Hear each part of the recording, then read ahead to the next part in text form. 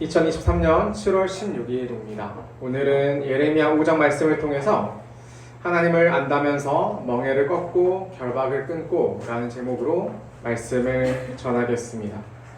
우리는 예레미야를 계속 묵상 중에 있습니다. 여호와 하나님은 예레미야의 처음부터 지금 살펴보는 5장까지 계속해서 꾸지람을 멈추지 않고 계십니다. 계속해서 분노를 표출하시는 것 같은 모습을 우리가 보게 되었습니다. 반복되는 여호와 하나님의 꾸지람이 너무나 지속되다 보니까 성경을 여러 번 읽어왔다면 어느 순간은 그냥 생각 없이 지나가게 되는 것을 보았을 것입니다. 전에도 꾸짖었는데 오늘 똑같이 꾸짖는 것을 보고 나서 똑같은 말씀을 하시겠거니 하고 꼭 잔소리를 흘려드는 모양새로 이 말씀을 들었을 수도 있습니다. 예레미야를 묵상하면서 익숙해져야 되는 부분인데 매일같이 듣는 이 꾸지람에 익숙해져야 하는 것이고 우리가 스스로 어느 정도 죄를 깨달았다 생각하겠지만 사실은 실상은 제대로 깨닫지 못했다는 것에 관해서 여러분은 이것을 이해해 보셔야 합니다.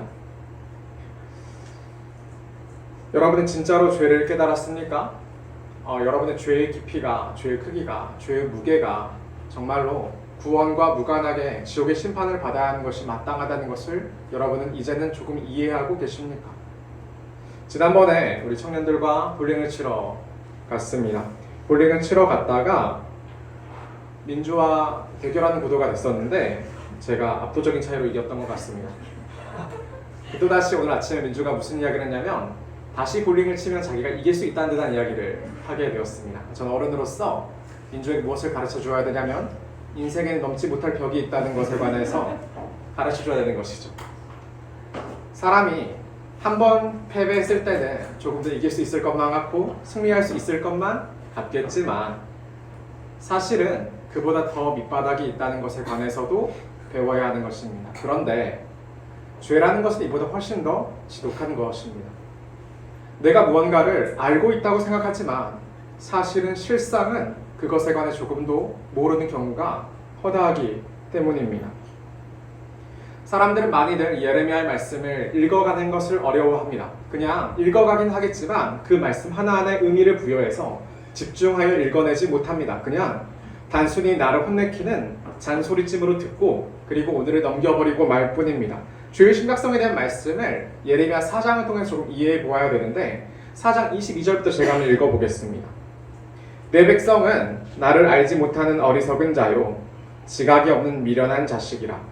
악을 행하기에는 지각이 있으나 선을 행하기에는 무지하도다. 로마서의 말씀과 전혀 다른 이야기를 합니다. 로마 16장 19절에 이렇게 나타났어요. 선한 데는 지혜롭고 악한 데는 미련하라 이렇게 이야기를 했습니다. 그런데 여기서는 달라요. 여기서 무슨 이야기를 했냐면 백성은 어리석은 자요 지각이 없는 미련한 자식이라. 악을 행하기에는 지각이 있으나 악을 행하는 데는 똑똑하나 선을 행하는 데는 무지하다 이렇게 했어요. 그리고 이렇게 이야기를 합니다. 보라 내가 땅을 본즉 혼돈하고 공허하며 하늘에는 빛이 없더라. 그것이 여호와 하나님께서 자기 백성이 살아가는 그 백성들이 살아가는 그 땅을 본 이후의 말씀이셨습니다. 이 말씀에 대해서 여러분 무엇이 떠오르십니까? 익숙한 말씀이죠. 창세기가 떠올라야 됩니다. 창세기가 반드시 떠올라야 합니다. 하나님이 창세기 1장에서 세상을 어떻게 지으셨는가를 보여주셨는데 창세기 1장 2절을 보게 되면 땅이 혼돈하고 공허하며 흑암이 깊음 위에 있고 하나님의 영은 수면 위에 운행하시니라 이렇게 되어 있습니다. 동일한 이야기를 하는 거예요. 예레미야 4장 23절에서 내가 땅을 본즉 혼돈하고 공허하며 하늘엔 빛이 없으며 라고 이야기를 했는데 창세기 1장 2절에 하나님이 이 땅 가운데 온전한 창조를 벌이시기 이전에 땅이 혼돈하고 공허하며 흑암이 깊음 위에 있고 하나님의 영은 수면 위에 운행하시니라 이렇게 되어 있습니다. 하나님이 이 땅 가운데 창조를 행하셨을 때 창세기 1장에는 창조의 기사가 나타나 있는데 그 기사의 대부분의 이야기는 어디에 치중되어 있냐면 혼돈한 곳 가운데 질서를 세우셨다. 그것이 1장에서 말하는 중요한 이야기입니다. 질서를 세우셨다. 기준을 만드셨다. 바다와 땅의 기준을 만들어서 그것들을 갈라놓으셨고 하늘과 바다를 구분하셔서 그 사이에 대기를 만드셨다. 그것이 그 이야기입니다. 해를 구분하셔서 낮과 밤을 만드셨다. 그 이야기를 하는 게 1장의 이야기이죠. 혼돈한 가운데, 혼잡한 가운데, 아무것도 제대로 질서가 잡히지 않는 가운데 하나님이 오셨더니 그 가운데 질서가 생겼다. 그리고 그 질서의 결과로 사람이 살 수 있게 되었다. 생명이 숨 쉴 수 있게 되었다. 그 이야기를 하는 것이 창세기 1장에서 나타난 이야기입니다. 그런데 예레미야 4장에서 하나님이 자기 백성이 살아가는 땅을 봤더니 그 땅이 무질서하더라, 그 이야기를 하시는 게 우리가 살펴보고 있는 예레미야의 말씀이었습니다. 세상은 무질서하게 변해버렸어요. 선한 것을 만들지 못해요. 인생의 결국은 헛된 것을 따라 살아갈 뿐인 것입니다. 그러면 헛된 것을 결과로 내게 될 뿐인 것이죠. 실제로 우리는 그런 삶을 살아가는데 기독교인이 살아가는 그 인생도 그렇게 크게 틀리지 않았다는 것을 보았습니다. 최근에 여성가족부에서 2023년에 발표한 청소년 통계 자료에 따르게 되면 초등학생들의 성인 영상 이용률이 급격히 증가했다고 밝히고 있습니다. 2018년에는 초등학생들 중에 20% 정도가 성인 영상을 봤다고 그래요. 근데 2022년 기준으로는 40%로 증가합니다. 2배가 늘었어요. 10명 중에 2명 정도가 봤던 성인 영상 이용률이 작년 기준으로는 10명 중에 4명이 보는 거의 절반이 보게 되는 수준으로까지 늘어나게 되었습니다. 그 아이들이 우리 교회는 없겠습니까? 동일하죠. 다르지 않은 겁니다. 다르지 않은 거예요. 그리고 또 보게 되면은, 자료들을 보게 되면은 중고등학생들은 음주율에 대해서 조사한 것도 있습니다. 음주율을 살펴보면은 2020년엔 음주율이 10.7%였습니다. 10명당 1명 정도가 중고등학생들 가운데 술을 마셨다, 이렇게 이야기를 합니다. 2022년 겨우 2년밖에 지나지 않았는데 이 비율은 13%까지 늘어납니다. 충격적이진 않죠, 여러분? 생각보다 적게 먹는다고 생각하십니까? 중학생을 제외하고 고등학생만 따지자면 거의 20%에 육박하는 비율입니다. 5명 중에 1명이 술을 마셔요. 그런데 그게 교회에서의 수치와 크게 다르지 않을 거라는 것이 우리가 이해하는 현실인 것이죠. 무슨 미래가 있습니까? 무슨 미래가 있어요? 얘네들이 커서, 우리 아이들이 커서 중고등부가 되고 청년부를 이뤄요. 그리고 우리 아이들이 이렇게 커서 실제로 청년부가 된 아이들도 있는 겁니다. 세상이 더 발전하고 선해졌습니까? 그런 우리가 자라서 더 나은 사회를 만들 수 있겠습니까? 폭력은 2020년 대비 3배가 급증했다고 하는데 언어폭력을 포함해서 아이들 스트레스는 더욱더 늘어났습니다. 제가 달아있을 때마다 훨씬 더 많은 것을 누리고 더 많은 용돈들을 받는데, 그런데 우울감을 호소하는 아이들이 늘어났어요. 그러니까 이 아이들이 우리의 결과고 이 결과가 자라서 우리의 미래가 되는 겁니다. 우리 미래가 되는 거죠. 교회와는 다르다고 말하고 싶었는데 그게 되지 않더란 말입니다. 데살로니가전서 4장 3절에서는 하나님이 이렇게 말씀하세요. 하나님의 뜻은 이것이니 너희의 거룩함이니라. 하나님이 너희를 자기의 백성으로 삼으신 까닭은 이것이니 너희의 거룩함이니라. 거룩함이라는 말은 구분됨이니라. 이방인과 세상과 다른 삶을 살아가는 것이다. 이것이 하나님의 뜻이다. 그렇게 밝히고 있는데 정말 달랐을까? 하나님이 예레미야 4장을 통해서 말씀하신 그것과 같이 우리를 통해서 보시면 땅을 보았더니 땅을 본즉 혼돈하고 공허하며 하늘에는 빛이 없으며 라고 말씀하지 않으셨겠는가?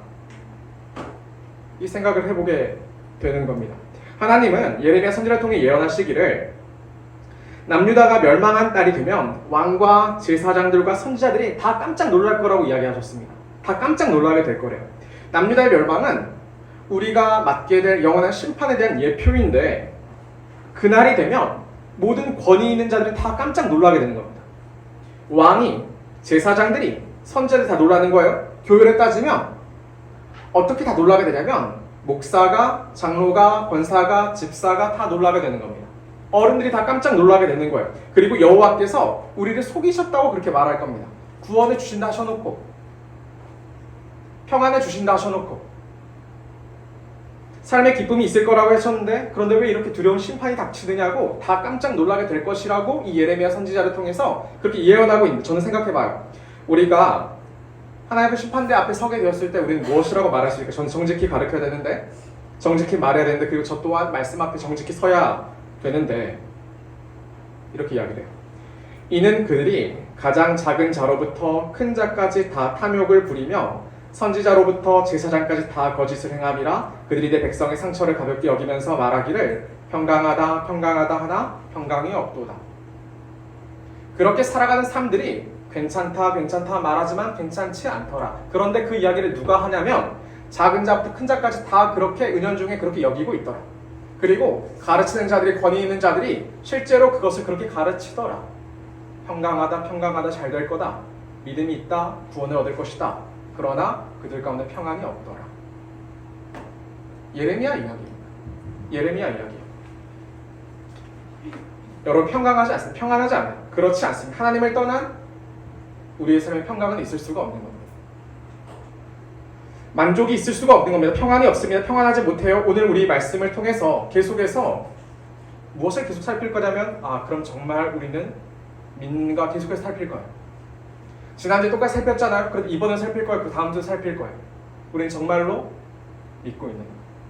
우리는 진실로 하나님이 우리의 땅을, 우리의 교회를 바라보고 우리의 가정, 우리의 삶의 터를 바라보면서 이들과 다르게 평가하시겠는가, 우리는 그것에 관해서 살피게 될 것입니다. 말씀 두 부분 나눠서 묵상하겠습니다. 먼저는 1절부터 9절을 보면서 예루살렘이 무엇이 틀렸는지, 얼마나 틀렸길래 심판을 당해야 했는지 그것에 관해 살피겠습니다. 그리고 10절부터 마지막 19절을 통해서는 심판을 통해 여호와 하나님이 무엇을 가르치시려 하셨는지에 관해서 그렇게 살펴보겠습니다. 첫 번째입니다. 1절부터 9절입니다. 예루살렘은 무엇이 틀렸으며 도대체 얼마나 틀렸길래 심판까지 당해야 했는가 살펴보겠습니다. 1절입니다. 너희는 예루살렘 거리로 빨리 다니며 그 넓은 거리에서 찾아보고 알라. 너희가 만일 정의를 행하며 진리를 구하는 자를 한 사람이라도 찾으면 내가 이 성읍을 용서하리라. 이게 여호와 하나님의 말씀입니다. 너희는 이렇게 시작되잖아요. 너희는 누구냐면 예루살렘 사람들을 이야기하는 거예요. 너희는 예루살렘 그 큰 거리를 다니면서 정의를 구하는 하나님의 의인을 찾으면, 한 명이라도 찾으면 내가 이 성읍을 벌하지 않겠다, 용서하시겠다라고 말씀하신 게 5장 1절의 말씀입니다. 그런데 5장 1절의 말씀은 우리에게 어떤 말씀을 떠올리게 만드냐면 소돔과 고모라 이야기와 굉장히 유사한 이야기를 하는 것이죠. 그때도 비슷한 일이 있었습니다. 창세기 18장의 하반절에 이 이야기가 나타나는데요. 하나님이 아브라함과 사라에게 천사들을 보내셔서 말씀하시죠. 무슨 이야기를 하셨냐면 너에게 1년 후에 아들이 있을 것이다 라는 이야기를 하시면서, 근데 그 천사들이 떠나가면서 또 하나님이 어떤 말씀을 주셨냐면 소돔과 고모라 땅을 심판하시겠다는 그 이야기를 들려주시는 게 18장의 하반부의 이야기입니다. 그런데 이제 소돔과 고모라는 어떤 땅이었냐면 동성애로 유명한 도시예요. 동성애에 해당하는 여러 단어 중에 소돔이라는 단어가 있는데 이 단어가 이 소돔이라는 도시에서 따온 그런 단어입니다. 아브라함의 생각에 소돔과 고모라 땅은 누가 살고 있었냐면 자기의 조카인 롯이 살고 있었습니다. 그러니까 하나님을 말려야 하는 상황이 됐던 거죠. 하나님 말려야 되는 상황이 됐어요. 그래서 간절히 기도하기 시작하는데, 하나님, 의인을 멸하시면 안 되지 않습니까? 소돔과 고모라 땅에 의인이 50명이 있다면 어떻게 하시겠습니까? 하나님 말씀하세요. 멸망시키지 않겠다. 생각해보니까 아브라함 50명 좀 많이 불렀던 것 같아요. 그래서 다시 기도를, 하나님, 혹시 50명 중에 5명을 감한 45명이 있으면 어떻게 하시겠습니까? 멸망시키지 않겠다. 또다시 기도해요. 하나님, 혹시 30명의 의인이 있다면 그러면 어떻게 하시겠습니까? 하나님 뭘 말씀하시자면 멸망시키지 않겠다. 혹시 20명이면 어떻게 하시겠습니까? 멸망시키지 않겠다. 마지막으로 물어요. 하나님, 마지막으로 여쭙겠습니다. 혹시 소돔과 고모라 땅에 10명의 의인이 있으면 어떻게 하시겠습니까? 하나님이 어떻게 약속해 주시자면 멸망시키지 않겠다. 그리고 약속을 하세요. 그곳은, 소돔과 고모라 땅은 롯이 선택한 땅이에요. 부유한 땅이에요. 많은 사람들이 모이는 땅이에요. 그들은 굉장히 많은 인구를 가졌을 만한 그런 땅이에요. 근데 그런 중에 겨우 의인 10명인 거죠. 그러니까 아브라함의 생각에 소돔과 고모라 땅이라도 10명의 의인쯤 있지 않겠는가, 그렇게 생각을 했다는 거예요. 그러니까 10명에서 멈춘단 말이에요. 10명까지는 있겠지. 그런데 지금 1절을 보세요. 지금 이곳은 소돔과 고모라 땅이 아니에요. 어디냐면 예루살렘이에요.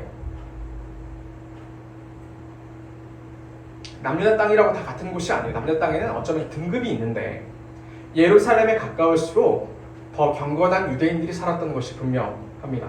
예루살렘에 가까울수록 그들은 하나님을 만나는 성전이 가까웠기 때문에 더 많이 경건한 삶을 살았을 것이 분명하거든요. 그런데 1절에서 여호와 하나님은 예루살렘 삶을 살아가는 이들에게 딱 한 명의 정의를 행하고 진리를 구하는 의인을 찾으면 그 사람으로 인해서 예루살렘을 용서하고 벌하지 않으시겠다고 그렇게 말씀하셨던 겁니다. 그러면 이 하나님의 뜻은 무엇입니까? 그 한 명을 제발 찾아달라는 것입니까? 아니죠. 우리 문맥을 통해서 아는 거예요. 그 한 명도 없다는 말씀을 이렇게 하고 계시는 겁니다. 예루살렘에 한 명의 의인도 없다는 말씀을 그렇게 하고 계시는 겁니다. 한 명도 없다는 게 말이 됩니까? 아브라함의 생각에 소돔과 고모라도 10명은 있을 거라 생각했던 그 의인이 어떻게 예루살렘 땅에 한 명도 없다는 말입니까? 이것은 받아들이기 어려운 것이죠. 예루살렘 의인이 한 명도 없다. 우리로 치면 교회에 믿는 자가 신자가 아무도 없다. 받아들이기 어렵단 말입니다. 이들의 삶을 볼까요? 이들은 어떤 자들이냐면 예루살렘을 살아간 자들은 그들의 입버릇처럼 살아계신 여호와 하나님에 대한 고백이 있는 자들입니다. 우리도 찬양으로 많이 부르잖아요. 살아계신 주 나의 참된 소망이라고. 살아계시다는 표현을 계속 강조해요. 왜 그러냐면 죽어있는 우상과 대비되기 때문입니다. 우상은 100번이고 1000번이고 주문을 외워야만 한 번 응답할까 말까 하는 거예요. 반복해서 주문을 외는 거죠. 수일수리 마수리 그런 거 그래서 그러는 거예요. 근데 하나님은 다르세요. 하나님은 눈이 있어서 보시고 귀가 있어서 들으시고 입이 있어서 말씀하시고 하나님은 우리의 역사 가운데 개입하시며 우리의 삶 가운데 관심을 가지고 지켜보시며 우리의 삶에 역사하시는 분이 살아계신 하나님이라는 개념입니다. 살아계신 하나님이라는 것을 고백하는 것이 예루살렘 사람들에게 많이 있었어요. 그런데 실상을 보니까 그렇게 고백하는 자들의 실상을 보니까 남유다 사람들은 여호와 하나님이 일하고 계시다는 인식 자체가 결여되어 있던 겁니다. 결여되어 있는 거예요. 하나님 믿는다고 말했는데 분명히 여호와여 주의 눈이 진리를 찾지 아니하시나이까 주께서 그들을 치셨을지라도 그들이 아픈 줄을 알지 못하며 그들을 멸하셨을지라도 그들이 징계를 받지 아니하고 그들의 얼굴을 바위보다 굳게 하여 돌아오기를 싫어하고 주께서 그를 치셨지만 그들은 알아보지 못해요. 하나님이 그들의 삶에 개입하실 수 있다는 자체를 믿지 못해요. 하나님이 그들의 삶을 치셨는데 그것이 하나님으로 말미암았다는 상상 자체를 못해요. 그러니까 돌이킬 리가 없죠. 하나님이 그들에게 멸망할 만한 어려움을 주셨는데 그런데 그들은 그 모든 것들이 아수르나 애굽이나 바벨론을 위한 어려움인 줄 알지 하나님이 그들의 삶에 영향을 끼친다는 것을 저는 믿지 않아요. 예루살렘 사람들이 그래요. 예루살렘 사람들이 그래요. 그들은 습관처럼 그런 이야기를 하지만 그들의 삶에 어려움이 닥쳐도 삶이 평안하지 않아도 바위보다 얼굴을 굳게 하여 돌아오기를 싫어했습니다. 하나님의 말씀이 그들의 삶을 주관하도록 내버려두지 않는 자들이 예루살렘 사람들이었어요. 조금 더 보겠습니다. 내가 말하기를 이 무리는 비천하고 어리석은 것뿐이라 여호와에게 자기 하나님의 법을 알지 못하니 내가 지도자들에게 가서 그들에게 말하리라 그들은 여호와에게 자기 하나님의 법을 안다 하였더니 그들도 일제히 명예를 꺾고 결박을 끊은 즉 예루살렘 사람들의 모습을 조금 더 자세히 보게 되면 이들은 여호와를 아는 데 있어서 가난한 자들이 비천하다 말은 그런 말이에요. 여호와를 아는 데 있어서 한없이 가난한 자들이 여호와를 알지 못하는 어리석은 자들이 예루살렘 사람들은 여호와의 길을 자기 하나님의 법을 도무지 모른다면 그런데 그들은 스스로 어떻게 이해하고 있냐면 그들은 스스로 그들은 여호와의 길 자기 하나님의 법을 안다 말해요. 근데 실제로 이것이 맞죠. 그것이 맞아요. 그들은 그냥 무지렁이가 아니에요. 예루살렘에 살아가는 자들 그 사이에 제사장들, 율법학자들, 선지자들 얼마나 많았겠어요. 하나님을 안다고 말한 자들 교회에서 오래 기른 자들 얼마나 많았겠어요. 평생을 얼마나 그들은 많은 제사를 수행해 왔겠어요. 그들이 바친 집안의 가축은 또 얼마나 많았겠어요. 그러니까 여호와를 알만하지요. 여호와의 법을 안다고 말할만 하지 않습니까? 그런데 여호와 하나님께서 예레미야를 통해서 그들에게 여호와를 도무지 알지 못한다고 말하는 어떠한 기준을 제시했냐면 그들이 그 말씀을 멍에처럼 여겨서 꺾어버리고 그 말씀이 그들을 속박하는 것처럼 여겨서 그들이 다 끊어버리더라. 여호와를 안다 말하면서 그렇게 행하더라. 그게 예루살렘의 진실이고 본질인 거예요. 그들의 몸에는 할례가 남아있었겠죠. 그들은 또다시 안식일이 되면 제사를 지냈을 거예요. 절기를 얼마나 열심히 지켰겠어요. 삶을 살펴봤더니 그들 사이에 그들의 삶에 말씀이 없어서 그 말씀이 멍에로 여기서 꺾어버리고 그들의 삶 가운데 그 말씀이 그들을 압제하는 것 같아서 자기를 답답하게 하는 것 같아서 그 억압을 끊어버렸다.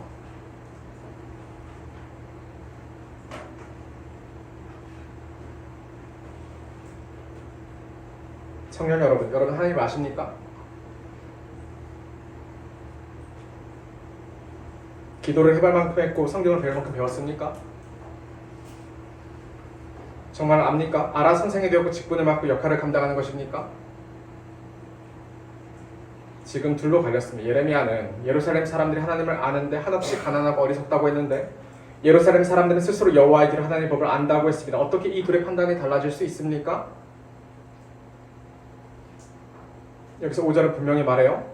무엇으로 여호와 하나님을 아는 줄을 아냐면 여호와 하나님이 정말 그들 가운데 선하시다는 것을 아는 자가 여호와 하나님을 아는 자라고 고백할 수 있는 겁니다.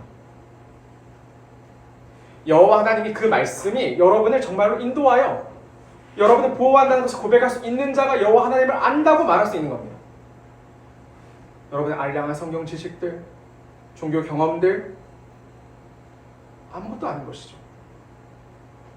하나님을 안다고 물었을 때 무엇을 제가 물어볼 거냐면 하나님의 선하심을 아느냐고 묻는 거예요. 하나님의 말씀이 정말 여러분을 붙잡고 있고 붙들고 계시고 하나님 그 말씀으로 여러분을 인도하고 보호하고 계심을 여러분이 아느냐고 그렇게 물어볼 겁니다. 오늘 제목이죠. 그들은 여호와 하나님 말씀을 멍이라고 생각 꺾어버려요. 결박이라고 생각 끊어버리는 치명적이지 않습니까? 여러분 대우받고 싶습니까? 괜찮다고 믿음 있다고 그렇게 인정받고 싶으신 겁니까? 근데 이 말씀 앞에서 그럴 수 있겠습니다.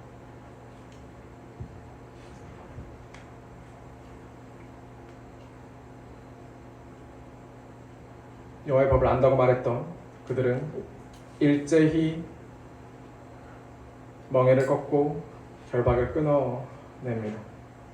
이들은 몰랐습니다. 그 율법이 그 말씀이 자기를 지켜준다는 사실을 몰랐어요. 온갖 죄악으로부터 그들을 보호하는 사실을 몰랐습니다. 그들에게 유일하게 바른 길로 인도할 그 길이 말씀 가운데 있다는 것을 모르는 겁니다. 가장 선하고 구원의 길로 인도하신다는 것을 모르는데 그러니까 하나님을 모르는 겁니다. 전혀 모르는 겁니다. 모르는 겁니다. 종교 생활만 있지. 그들이 여호와의 말씀을 싫어하며 멍에를 꺾고 결박을 끊었던 6절에 그 결과가 무엇이냐면 그들이 만난 것은 사자와 이리와 표범을 만났던 것입니다. 그들이 자기를 얽매고 있던 그 수많은 것을 벗어버리고 들판으로 나갔더니 그들은 보호받지 못해요. 그들이 만난 것은 무엇이냐면 사자와 이리와 표범이었어요. 그들은 찢겨요. 그들은 죽어요.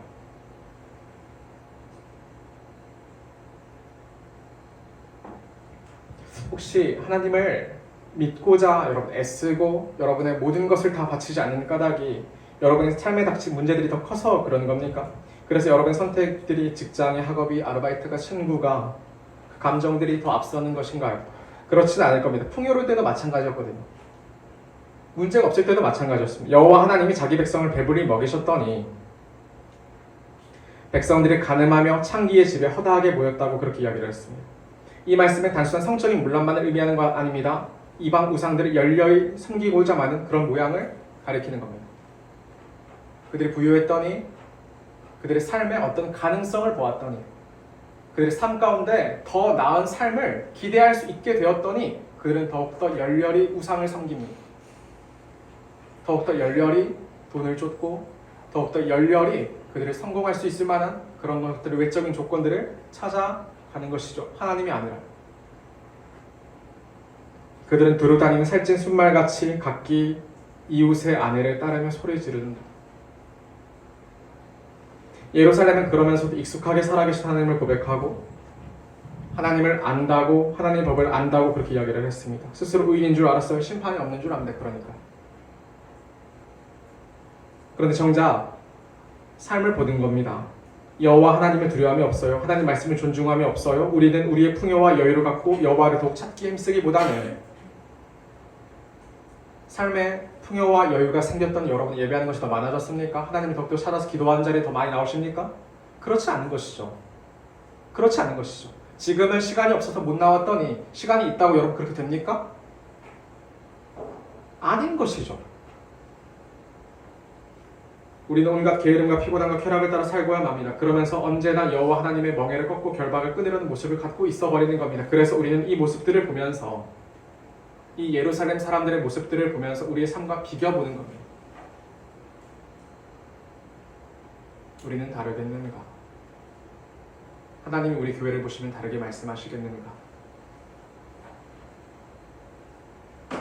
그럼 청년 여러분, 여호와 하나님이 자기 백성 예루살렘을 심판하는 것이 정당합니까?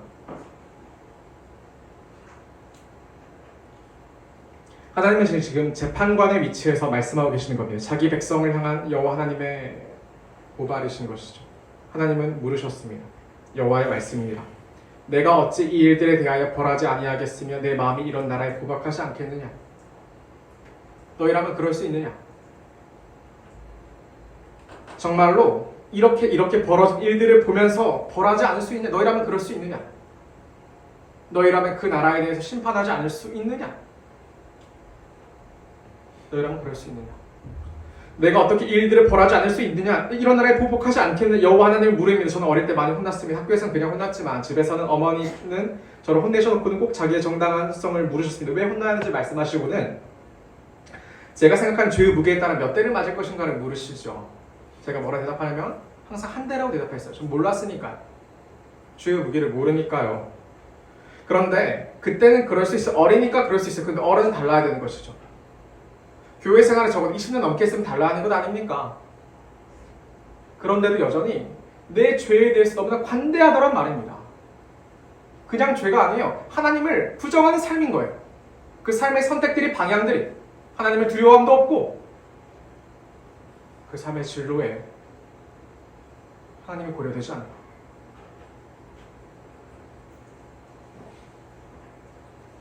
어른이 되면은 무엇이 옳고 그른지를 분별할 만한 인격을 가지고 자신을 진실하게 돌아볼 수 있어야 합니다. 쉽지 않겠지만 그것이 어른입니다. 그것이 어른입니다.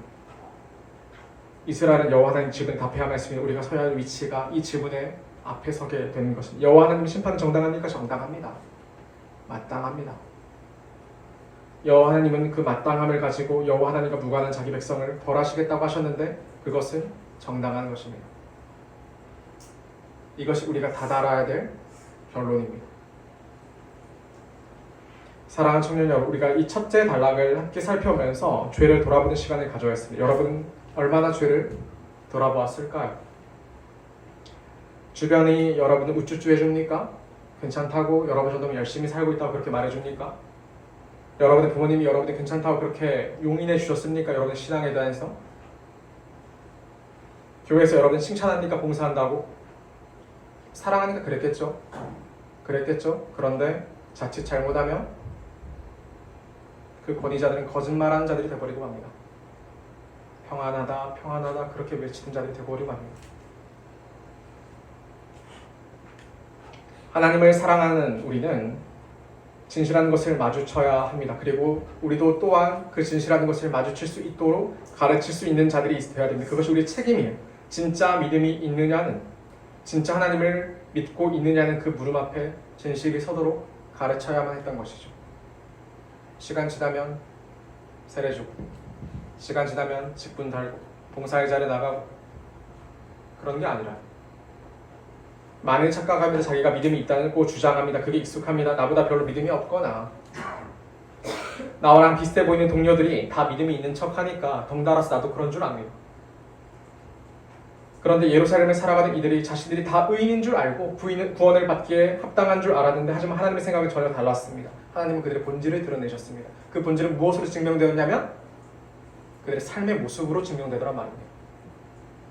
입의 습관이 아니라, 입에 발린 말들이 아니라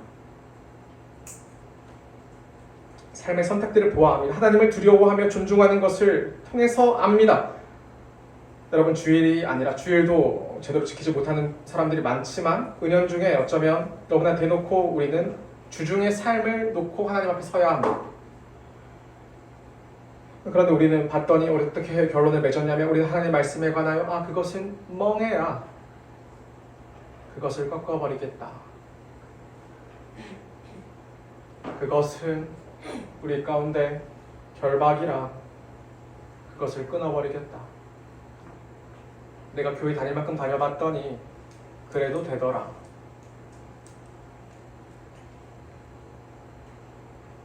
삶이 말씀과 맞닿아 있지 않은 것이죠.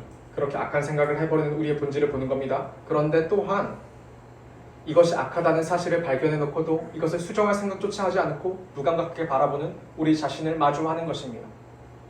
그게 이 예레미야서를 대하고 있는 우리가 겪어야 되는 것입니다. 여전히 구원받을 것처럼 괜찮을 것처럼 굴고 있는 우리의 모습이. 수정하려 하지 않으니까 기도의 자리에 오지 않는 것이죠. 여러분 그렇지 않습니까? 청년 여러분 무너져십시오. 파괴에 당해야 됩니다. 내 어리석은 확신과 근거 없는 미래의 평안을 내려놓으셔야 됩니다. 그리고 내 삶에 여호와 하나님의 심판이 합당하다는 것에 관해서 우리는 인정하고 고개를 끄덕이는 자가 되어야 됩니다. 그것이 옳은 것. 이 두려운 판결을 마주해야 돼요. 여호와 하나님 말씀입니다. 여호와 하나님은 심판하시겠다고 그렇게 말씀하신 겁니다. 이거 첫 번째 단락입니다. 도대체 내가 무슨 죄를 그렇게 저질렀습니까? 따져봤더니 하나님이 전혀 섬기지 않은 것이죠. 겉모양만 그를 꾸몄을 뿐입니다. 두 번째 단락 보겠습니다. 예레미야 5장 10절부터 19절인데 그러면 근데 이 심판이 그냥 이 심판으로 끝나는 것이 아니라 여호와 하나님 의도가 숨어 있는 것이죠. 여호와 하나님께서 이 심판을 통해 무엇을 가르치려고 하셨는가? 왜 그렇게까지 우리에게 하셨는가? 두 번째 단락은 남유다의 멸망이라는 이 심판에 담긴 여호와 하나님의 뜻을 찾게 되는 그런 단락입니다. 절망하고 좌절할 우리가 하나님께서 우리를 좌절과 절망 가운데 몰아넣으시고는 이것을 통해 무엇을 가르치시는지를 살펴보는 단락입니다. 10절 보겠습니다.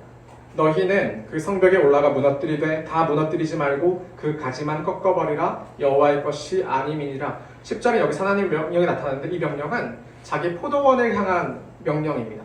개역개정 성경에서 잘 드러나지 않는데 다른 번역 성경을 보면 조금 더 잘 드러나요. 이것은 그냥 일반적인 성벽에 관한 이야기가 아니라 포도원이라는 자기 백성들을 향해서 하는 이야기입니다. 이것은 비유이죠. 그런 가지를 꺾으란 말이 나타나는 거예요. 자기 포도나무들을 향해서 하시던 하나님의 말씀이신 겁니다. 하나님은 자기 포도원을 무너뜨리시는데 그런데 완전히 무너뜨리지 않고 가지만 꺾으시겠다고 했습니다. 이 비유를 이해하시려면 이사야 5장을 여러분은 알고 계셔야 됩니다. 이사야 5장에서 어떤 이야기가 나타나면 나중에 읽어보세요. 이사야 5장에서는 포도원을 너무나 사랑하여 가장 좋은 것으로 땀을 흘려서 가꾼 농부의 이야기가 기록되어 있습니다. 이 농부는 심이 기름진 땅을 골라요. 그리고 그 기름진 산에 땅을 파고 돌을 골라내고 극상품의 포도나무를 심습니다. 혹시 들짐승이 틈탈까 망대를 세워서 그것을 방어하는 그 농부가 나타납니다. 이 농부는 모든 것을 바쳐서 그것에 좋은 것을 주었으니까 좋은 열매를 맺을 것을 기대하며 술틀을 이미 파놓았습니다. 좋은 포도를 맺으면 그것으로 와인을 담글 생각을 했던 것이겠죠. 그런데 그토록 열심히 가꾼 포도나무 맺은 것은 들포도였던 겁니다. 전혀 기대하지 않았던 떫은 포도를 그들이 맺어버리고 마는 것이죠. 극진히 살피고 사랑하신 이와 저는 다른 결과를 맺고야만 이야기입니다. 이 이야기에서 여호와 하나님은 동일한 이야기를 하세요. 자기의 정당성을 주장하신 겁니다. 하나님은 농부신데 그 포도원은 하나님의 백성들인데 그들의 가장 좋은 것을 주었더니 그들이 맺고야 하는 것은 들포도인 것이죠. 그들의 삶이 변하지 않더란 말입니다. 이방인과 똑같거나 이방인과 더한 삶의 모습이 자기 백성들에게 있었던 것이죠. 그랬더니 그 농부 되신 하나님이 자기의 정당성을 또다시 피력하세요. 그럼 내가 어떻게 해야 되느냐? 내가 그러면 그 포도원을 다 헐어버리는 것이 마땅하지 않느냐? 울타리를 헐어버려서 담장을 무너뜨려버려서 비를 내리지 않게 해서 들짐승의 침입을 그대로 내버려 두어서 그것을 다 없애버리는 것이 마땅하지 않느냐? 주변의 농부들이 다 뭐라 말했겠어요? 그렇다고 대답했겠죠. 우리도 그랬었겠죠. 똑같을 것 아닙니까? 우리가 그 주변의 농부라면 그런 밭을 내버리면 안 된다고 얘기했을 거 아닙니까? 그 이야기 이사야 5장에 나타나요. 그게 하나님의 경고였어요. 그런데 오늘 예레미야 5장 10절에서 뭐라고 말씀하시냐면 그것을 다 무너뜨리지 않으시고 진멸하지 않으시고 가지 하나만 꺾으세요. 가지만 꺾으세요. 여호와 하나님. 여호와 하나님 인내를 보십시오. 여전히 다 무너뜨리지 않으신 인내를 보십시오. 정당하기를 멸망시키는 게 정당합니다. 모든 것을 처음으로 되돌려서 없이 하는 것이 정당합니다. 그런데 손해만 보는 그 포도원을 여전히 유지하고 계시는 것이 여호와 하나님 이해할 수 없지요. 왜 아직까지 저를 여러분들을 붙잡고 계신지를 이해할 수가 없는 거예요. 이 정도 말씀 들었고 이 정도 말씀과도 혼났으면 돌이킬 만도 한데 그런데 여전히 전혀 내 선택은 내 삶은 바뀌지 않고야 많은 것을 붙잡아 주시는 하나님에 대해서 이해할 수 없는 거예요. 근데 이 말씀을 통해 보는 거예요. 하나님은 어떤 분이신가?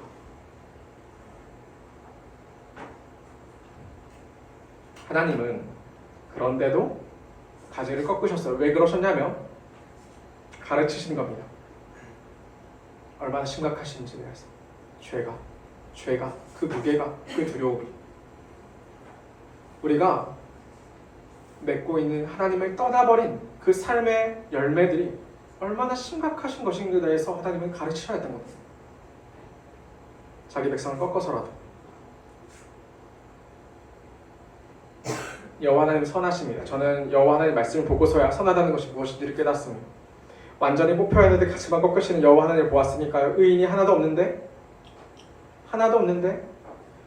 남겨두시면 여전히 포도키치 아니하시는 여호와 하나님을 보았기 때문에 그러면 우리는 여호와 하나님이 주시는 절망과 좌절도 마땅히 수용해야 되는 것이죠.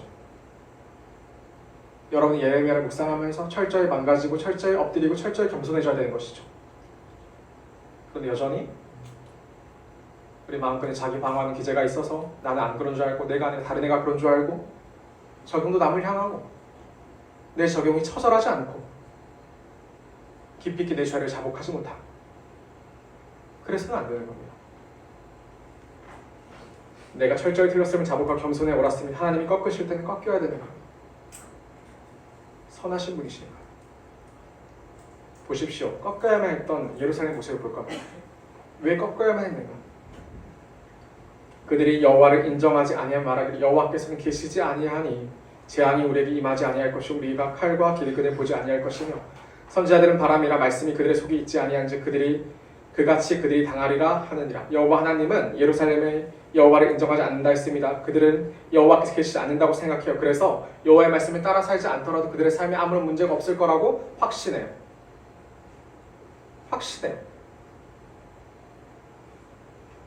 또한 선지자들은 바람이라고 했습니다. 하나님이 그들에게 말씀하시는 것은 한두 번 된 것이 아니죠. 계속해서 지속적으로 이루어질 사항들입니다. 그런데 그것들은 바람이라고 생각해요. 듣고 흘리면 되는 거예요. 가벼워요. 공허한 것처럼 생각해요. 그 말씀에 관해서 심각하지 않은 거예요. 어차피 일주일 뒤에 또다시 들은 말씀, 지루한 말씀, 또다시 혼나고 있는 말씀. 그랬더니 말씀이 그들의 속에 없었고 그들은 삶에서는 말씀을 붙잡는 일이 없는 겁니다. 그러므로 만군의 하나님 여호와께서 이와 같이 말씀하시니라. 너희가 이 말을 하였은즉 볼지어다. 내가 네 입에 있는 나의 말을 불이 되게 하고 이 백성을 나무가 되게 하여 불사르리라. 저는 여호와 하나님의 말투가 답답함을 담고 있다고 생각을 했습니다. 여러분 이걸 읽으면서 이 이야기를 읽는 여러분의 심정을 넘어서서 이 이야기를 기록하고 있는 하나님의 말씀에 하나님의 뜻에 대해서 여러분 생각해 본 적 있으십니까? 이렇게까지 길게 그들의 죄악을 고발해야 되는 그 여호와 하나님의 심정에 관해서 생각해 본 적 있으십니까? 자기 모든 것을 최선을 다하여 심은 그 포도원에 관하여 자기를 배반한 자기 신부에 관하여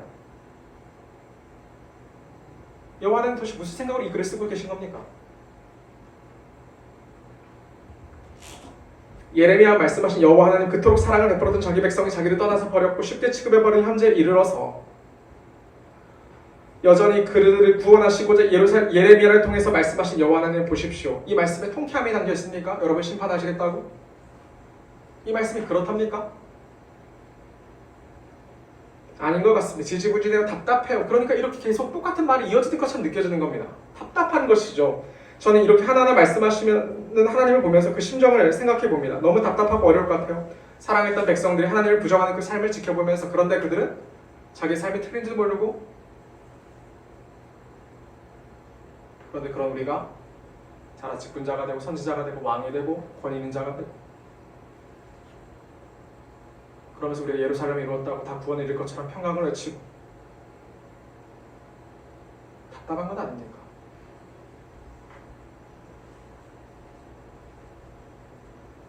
매번 거절당하신 여호와 하나님 우리는 보게 되었습니다. 여호와 하나님의 선하게 베푸신 여호와 하나님의 말씀을 버리고 우상을 따라 살아가는 자기 백성들을 돌이키시기 위해 하나님은 두려운 분이심을 다시 가르치셔야 됐습니다. 습관적으로 우리가 중화하려는 그 말씀이 성취될 겁니다. 여러분 삶에 성취될 거예요. 두렵게 성취될 거예요. 여러분이 들은 말씀은 여러분의 삶에 불이 될 것인데 여러분이 나무가 돼서 여러분을 태울 겁니다.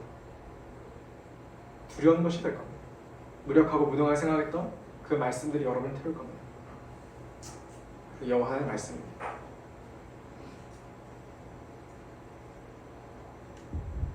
여호와 말씀 반드시 성취됩니다. 남유다가 멸망한다는 하나님의 말씀 반드시 이루어져야 했습니다. 저 멀리서 바벨론이 발흥해요. 그 전부터 세력을 키워왔는데 그 바벨론 손길이 이제는 남유다까지 미치게 된다는 말입니다. 그들의 화살통을 열린 무덤이라 했습니다. 그 말은 무슨 말이냐면 그들의 화살 한 대당 한 명의 목숨을 이미 찍어놓은 것이죠. 그들은 다 용사입니다. 그리고 바벨론은 남주가 의지했던 모든 것을 다 빼앗을 것입니다. 예레미야 5장 17절 이렇게 나타났어요. 그들이 네 자녀들이 먹을 추수곡물과 양식을 먹으며 네 양떼와 소떼를 먹으며 네 포도나무와 무화과나무의 열매를 먹으며 네가 미는 견고한 성들을 칼로 파멸하라. 그런데 새 번역이 훨씬 더 좋은 번역이에요. 무엇을 의미하려는지가 더 정확히 나타나요. 네가 거둔 곡식과 너의 양식을 그들이 먹어치우고 너의 아들과 딸들도 그들이 죽이고 너의 양떼와 소떼도 그들이 잡아먹고 너의 포도와 무화과도 그들이 모두 먹어치울 것이다. 네가 의지하고 있는 견고한 성들도 그들이 모두 칼로 무너뜨릴 것이다. 훨씬 더 명확하게 드러나요. 바벨론은 남유다가 의지할 만했던 모든 것을 다 무너뜨릴 겁니다. 바벨론이 하는 것도 그런 거예요. 모든 것을 다 멸망시키고 빼앗을 겁니다. 남유다가 의지했던 아수르가 바벨론에 멸망당합니다. 의지했던 애굽이 바벨론에서 크게 패퇴되면서 남유다가 멸망한 구실을 만듭니다. 남유다는 자신이 의지했던 것들이 아무것도 아니라는 것을 깨닫게 될 겁니다. 여러분이 하나님을 떠나서 그렇게까지 얻으려 했던 수많은 것들이 여러분의 삶을 지탱하려 한다는 것들이 그것들이 아무것도 아니라는 사실을 여러분은 그제서야 깨닫게 될 겁니다. 뿐만 아니라 바벨론 남유다의 미래를 빼앗습니다. 곡식과 양식을 빼앗고 그들의 자식들을 죽이고 가축들을 잡아먹는다 했습니다. 과일들로 가져갈 겁니다. 나중에 나타나겠지만 바벨론은 남유다의 모든 인적 자원들을 다 수탈해 갑니다. 그들의 고관들, 그들의 왕, 관리들, 그들의 기능장들 다 수탈해 갑니다. 마지막 뭐라 나와요? 네가 의지하고 있는 견고한 성들도 그들이 모두 칼로 무너뜨릴 것이다. 네가 의지하여 너를 지켜준다는 그 모든 견고한 성들이 다 무너질 것이다. 맨 처음에 성경에 나타난 성은 누가 쌓은 것이냐면 가인이 쌓은 것입니다. 자기 동생 아벨을 죽이고 도망쳐서 하나님이 자기를 지켜주지 않는다 생각했을 때 그가 쌓았던 최초가 바로 성이 됩니다. 그것이 자기를 지킨다 생각하겠지만 그렇지 않은 것이죠. 그렇지 않는 것이죠. 이 부분이 두 번째 단락의 절정입니다. 하나님은 왜 그렇게 심판을 하려 하셨는가? 통쾌하는 보복도 냉정한 판결도 아닙니다. 여호와 하나님은 그런 분이 아니신 거죠. 여호와 하나님은 이것을 통해서 하나님이 아닌 것은 어떠한 것도 의지할 것이 없다는 것을 보이셔 가르치셨습니다. 무엇도 없어요? 무엇도 없습니다. 여호와 하나님만이 여러분의 유일한 보호자이십니다. 이외에 의지할 것은 어떤 것도 없는 겁니다. 하나님은 바벨론을 통해서 이것을 가르치기를 원하셨던 것입니다. 청년 여러분 무엇을 의지하여 이 땅을 살아갑니까? 여러분 무엇을 의지하여 여러분의 미래를 계획합니까? 여러분 정말로 하나님을 믿는 신자가 맞습니까? 마지막 보겠습니다. 여호와의 말씀이니라 그때에도 내가 너희를 진멸하지는 아니하리라. 아까 10절에 비슷한 이야기를 하죠. 진멸하지는 않겠다. 그들이 만일 이르기를 우리 하나님 여호와께서 어찌하여 이 모든 일을 우리에게 행하셨느냐 하거든 너는 그들에게 이르기를 너희가 여호와를 버리고 너희 땅에서 이방신들을 섬겼은즉 이와 같이 너희 것이 아닌 땅에서 이방인을 섬기리라 하라. 남유다는 여호와 하나님의 보호와 인도를 왜곡했습니다. 그들을 억압하는 것을 생각했고 압제하는 것을 생각했습니다. 습관적으로는 살아계신 하나님을 고백했는데 그들은 성경을 많이 안다고 자부했는데 정작 그들의 삶에서는 실제적으로 하나님을 멍해로 결박으로 생각해서 그것을 꺾고 끊어내는 모습들을 보였습니다. 하나님의 말씀을 따르지 않고 우상을 따라 살아가는 것이 그들의 모습이었습니다. 여호와 하나님은 그런데도 그들을 남겨두셨습니다. 그리고 알게 하셨습니다. 우리는 떠올릴 수 있어야 됩니다. 성경에서 출애굽이라는 사건은 정말로 중요해요. 나중에 바벨론 포로 생활에서 다시 돌아오게 될 때도 두 번째 출애굽이라는 표현을 쓴단 말이에요. 출애굽 사건은 굉장히 중요합니다. 하나님이 아브라함으로 자기 백성을 삼으셨어요. 아브라함이 약속하시기를 많은 자손과 아시가 땅에 대한 약속을 주셨어요. 그래서 아브라함은 가나안 땅에 곧 들어갑니다. 그런데 그 가나안 땅을 곧 떠나게 되는데 그것이 무엇 때문이냐면 기근 때문이었습니다. 기근이 일었을 때에 아브라함이 해야 될 것은 무엇이냐면 기도예요. 하나님을 의지하는 것이죠. 땅이 물을 주지 못하니까 하나님께 기도해서 하늘로부터 비를 받아서 그들에게 평안과 안식을 구하는 것이 옳았어요. 그런데 아브라함이 어디를 향하냐면 애굽을 향해요. 하나님이 비를 내려주지 않아도 그곳에 나일강이 흘러서 그들을 배부르게 먹을 수 있는 풍요로운 땅, 그 애굽을 향해. 애굽은 그런 곳이죠. 아브라함 아들 이삭은 달았으니까 똑같았어요. 이삭도 마찬가지였어요. 가나안 땅에 기근이 들었더니 애굽을 향해요. 야곱은 달았으니까 똑같은 것이죠. 그리고 야곱이 족장일 때, 그리고 야곱의 아들인 요셉이 애굽의 총리일 때 하나님의 백성인 가나안은 완전히 애굽으로 이주하고 말죠. 그러면 그들은 애굽 땅에서 풍요로웠습니까? 나일강이 때마다 범람해서 곡창지대를 이루어서 그 수많은 문명들을 일궈냈는데 그들은 많은 것을 이뤘으면 그렇지 않다는 말입니다. 400년이 지났더니 그들은 종으로 전락하고 말아요. 그들이 의지했던 것이 정말로 그들의 멍해고 그들의 결박이었던 것이죠. 그들이 자유하게 하고 강하게 할 것만 같았던 그것들이. 그래서 그들이 그 종살이가 너무나 힘들어서 부르짖었던 하나님이 그들의 부르짖음을 들으시고 모세를 보내서 그들을 하나님의 나라로 가나안으로 다시 이끄시고 그게 출애굽 아닙니까? 또다시 가나안 땅에서 그들은 뭘 해요? 똑같은 일을 반복하는 거예요. 하나님을 찾는 게 아니라 애굽을 의지했다가 아수르를 의지했다가 이제는 바벨론을 의지해요. 하나님의 뜻은 무엇이었냐면 그들이 의지할 그 바벨론이 그들을 멸망시키는 그 결과를 보게 될 거예요.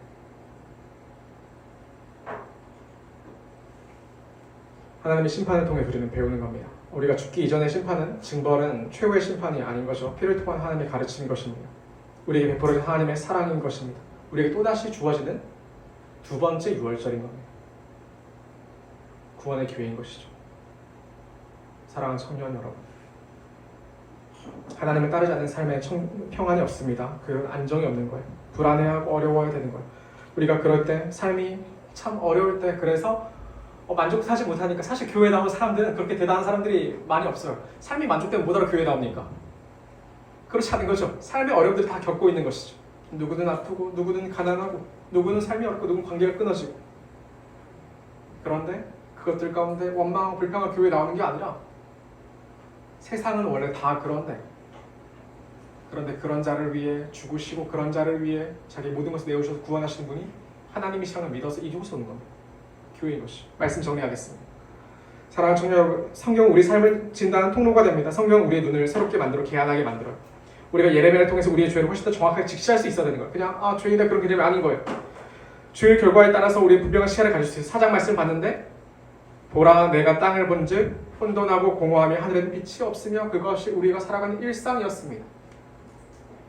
교회가 그래요. 우리의 삶이 달라지지 않잖아요. 똑같은 거예요. 혼돈하고 공허하며 그것은 빛이 없어요.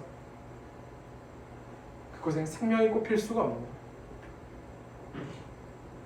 질서가 무너져요. 혼란과 혼돈의 땅을 되돌아가버리고 우리의 모습은 정상이 아닌 겁니다. 그런데 우리는 어느덧 미래를 기대할 수 없고 기쁨을 누리지 못하는 자가 되는 거예요. 기껏 저혈한 쾌락을 추구하거나 그냥 눈앞에 있는 이익들을 집념할 수밖에 없는 그런 존재가 돼버리고 마는 겁니다. 하나님은 이곳에 질서와 기준을 세우셨어요. 우리에게 무엇을 주셨습니까? 말씀인 거죠. 그게 여러분 베풀어진 말씀인 거예요. 세상에 그 무엇도 다 불분명한데 어떤 종교도 그렇게 이렇게 명료하게 가르치는 데가 없는데 교회는 달라요. 성경이 주어져. 분명한 하나님의 뜻이 주어져. 그런데 이것을 벗어나요. 우리는 이것을 뭐라 말할 거냐면 죄라고 부를 겁니다. 죄라고 부를 거예요. 오늘 말씀을 보면서 이 말씀이 우리의 틀림을 지적하죠. 우리가 배워야 할 것은 무엇이냐면 우리가 배워야 될 것은 우리는 심판이 마땅하다는 것을 여러분 명확히 이해하셔야 됩니다. 계속 배우실 거예요. 또다시 배우실 거예요. 왜냐하면 우리가 생각하는 것보다 우리 죄성은 더 깊기 때문에 반복해 나갈 거예요. 근데 또다시 하나님이 이렇게 말씀해 주실 때 우린 또 어떻게 되냐면 우리가 참 안 된다는 것도 배울 겁니다. 이제 믿음으로 돌이킨 줄 알았는데 참 더디구나 라는 것도 볼 겁니다. 그런데 이 52장이라는 이 긴 말씀을 통해 예레미야를 통해 계속해서 끊어지지 않게 말씀하시는 여호와 하나님 여러분 기억하셔야 됩니다. 그 포도원을 뿌리 뽑지 않으시고 가지만 꺾으시는 그 여호와 하나님 여러분 기억하셔야 됩니다. 그리고 돌아올 수가 있어야 합니다. 청년 여러분, 우리는 오늘 말씀을 통해서 하나님을 대한 우리 태도를 볼 수 있어야 했습니다. 하나님을 안다면서 멍에를 꼭 결박을 끄는 모습을 볼 수 있어야 됩니다. 그렇지 않습니다. 하나님은 어떤 분이시면 사랑의 하나님이십니다. 저와 여러분을 구원하신 유일한 구원자이십니다. 삶을 말씀에 매십시오. 여러분의 인생의 선택의 기준을 말씀에 두십시오. 말씀이 여러분을 살리고 말씀이 여러분을 바르고 선한 길로 인도합니다. 말씀이 여러분을 죄로부터 보호합니다. 하나님의 말씀을 믿어야 되는 것이 하나님 말씀을 통해 일하시기 때문입니다. 하나님의 신실하심을, 선하심을 붙잡는 하나님의 백성들, 진짜 하나님의 참된 자녀가 될 수 있기를 간절히 바랍니다. 오늘 말씀을 놓고 같이 기도하겠습니다.